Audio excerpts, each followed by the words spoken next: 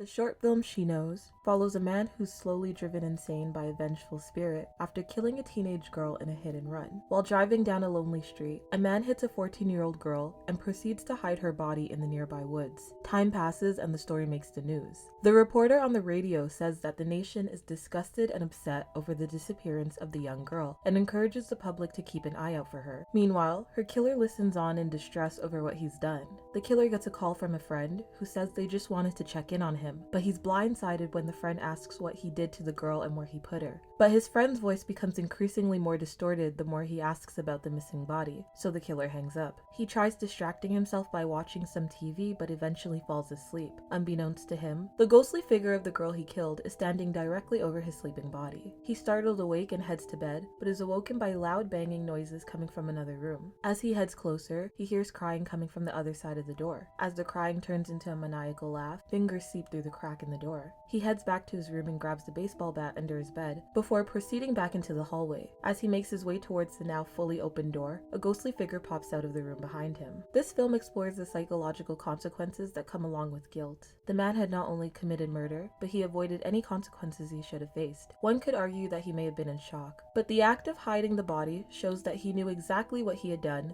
and was aware of the repercussions he would have faced had he turned himself in. In addition, he was completely aware of how others were affected by the girl's disappearance. According to the news, the last time she had been seen was before she left school that very day. Her parents, friends, and the public in general were concerned for her safety. Her killer knew about all of this, yet he decided to sit back and not give her loved ones the closure they needed. Even though the girl's ghost is portrayed to be the monster in this film, the actions of her killer depict who the real monster truly is. In the end, his guilt didn't catch up to him quickly enough, and the girl's ghost was forced to make him face the repercussions he so desperately tried to avoid.